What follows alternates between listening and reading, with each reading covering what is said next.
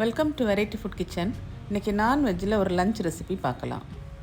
எங்கள் சேனலை சப்ஸ்கிரைப் பண்ணுங்கள். ரெகுலர் வீடியோஸ் பார்க்குறதுக்கு பெல் ஐக்கான் ப்ரெஸ் பண்ணுங்கள்.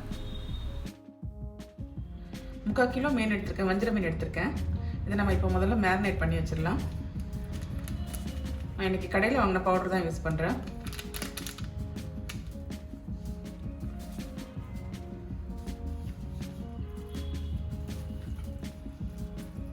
இந்த உப்பு எல்லாமே இருக்குது, நம்ம எதுவுமே சேர்க்க வேண்டியதில்லை.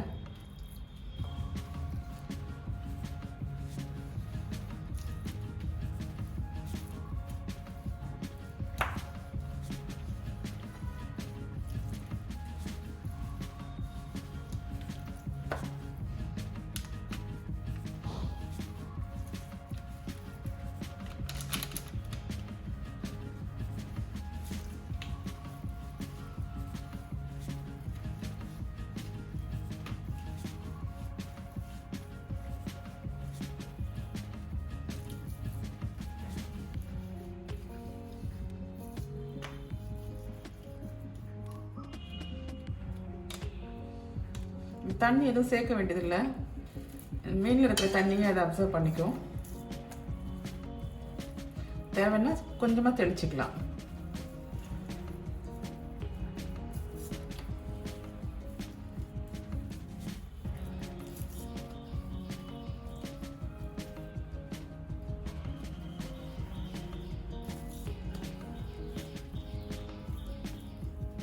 ஒரு 1/2 மணி நேரம் இது நல்லா ஊறட்டும்.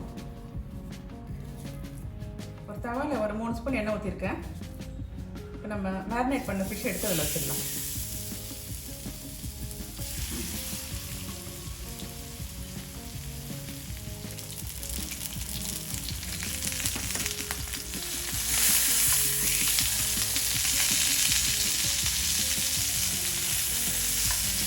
ஒவ்வொரு சைடும் 3 நிமிஷம் வச்சுருந்தா போதும், நல்லா ஃப்ரை ஆகிடும். இப்போ ரெடி ஆகிடுச்சு, எடுத்துடலாம்.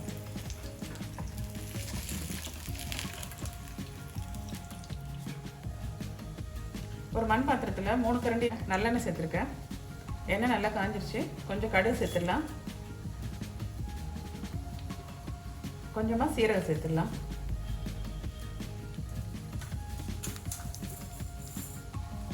வெந்தயம் ஒரு 1/2 ஸ்பூன் சேர்த்துடலாம்.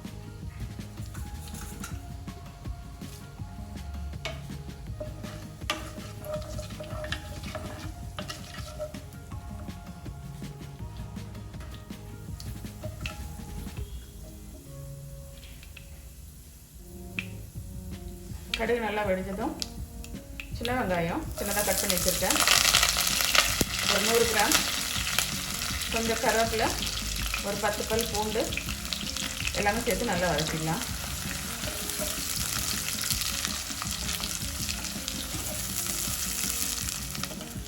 வெங்காயம் ஒரு 3 நிமிஷம் நல்லா வதங்கினதும் 2 பச்சை மிளகாய் கீரி இருக்கேன்.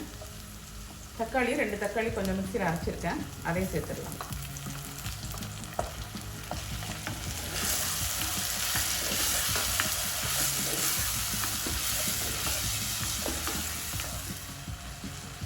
அரை ஸ்பூன் மஞ்சள் சேர்த்துடலாம்.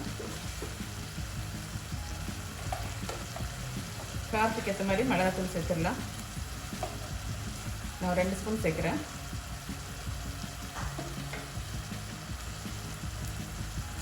மல்லித்தூள் ஒரு 3 ஸ்பூன் சேர்க்கலாம்.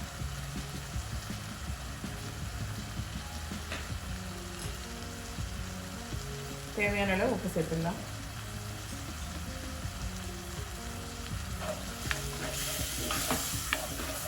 தக்காளி எல்லாம் நல்லா வதங்கட்டும்.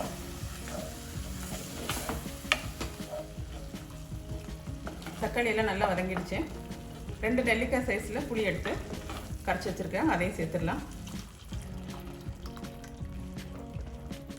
மீன் குழம்புக்கு புளி கொஞ்சம் நிறைய இருக்கணும்.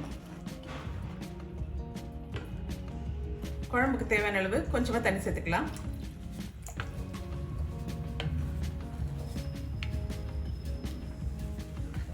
மூடி வச்சிடலாம். ஒரு 5 நிமிஷம் நல்லா கொதிக்கட்டும். குழம்பு நல்லா கொதிச்சிருச்சு. ஒரு 1/4 கிலோ வஞ்சிர மீன் வச்சுருக்கேன், அதையும் அதில் சேர்த்துடலாம்.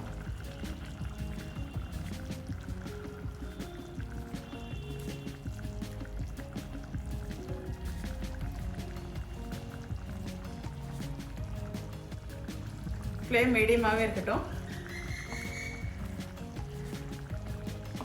ஒரு 5 நிமிஷம் கொதிச்சா போதும்.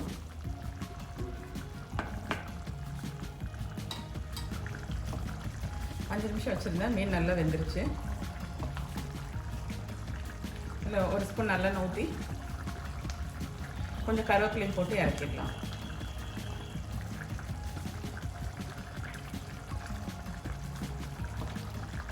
குழம்பு ஆஃப் பண்ணிடலாம்.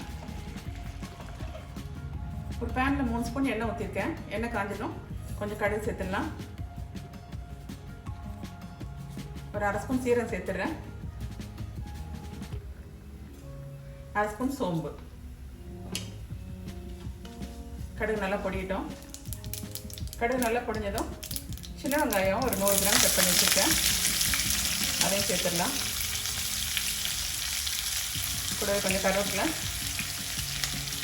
பூண்டு பல் ஒரு 5-6 பல் எடுத்து கட் பண்ணி வச்சுருக்கேன். அதையும் சேர்த்துடலாம்.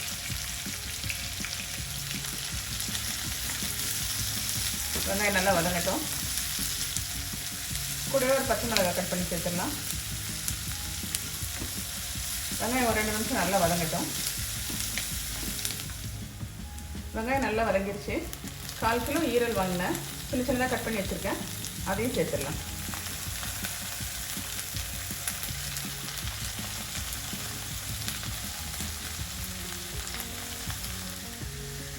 மஞ்சள் ஒரு 1/4 ஸ்பூன் சேர்த்துடலாம். மிளகாத்தூள் காரத்துக்கு ஏற்ற மாதிரி நான் ஒரு 1.5 ஸ்பூன் சேர்க்குறேன்.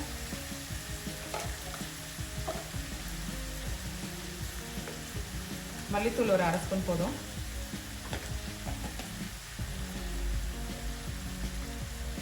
தேவையான அளவு உப்பு சேர்த்துடலாம். ஃப்ளேம் மீடியமாகவே இருக்கட்டும். தண்ணி எதுவுமே சேர்க்க வேண்டாம். அந்த ஈரலில் இருக்கிற தண்ணியே உங்களுக்கு ஈரல் நல்லா வெந்துடும்.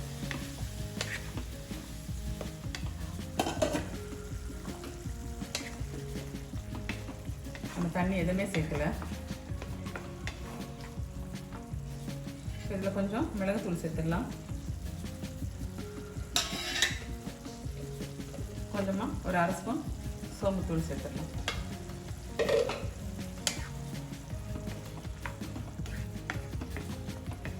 மூடி வச்சிடலாம். தண்ணி எல்லாம் கொஞ்சம் ட்ரை ஆகட்டும். ஈரல் நல்லா வெந்துருச்சு. 10 நிமிஷம் ஆயிருக்கு. இப்போ நம்ம ஒரு ஸ்பூன் தேங்காய் துருவல் சேர்த்து ஆஃப் பண்ணிடலாம்.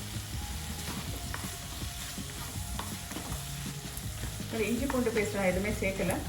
வேணும்னா வெங்காயம் வறுக்கும் போது 1 ஸ்பூன் சேர்த்துக்கலாம். இன்றைக்கி லஞ்ச் ரெசிபியில் ஃபிஷ் குழம்பு, ஃபிஷ் ஃப்ரை, ஆட்டு ஈரல் தொக்கு செஞ்சுருக்கேன். ட்ரை பண்ணி பாருங்கள். பிடிச்சிருந்தா லைக் பண்ணுங்கள், ஷேர் பண்ணுங்கள், எங்கள் சேனலை சப்ஸ்கிரைப் பண்ணுங்கள்.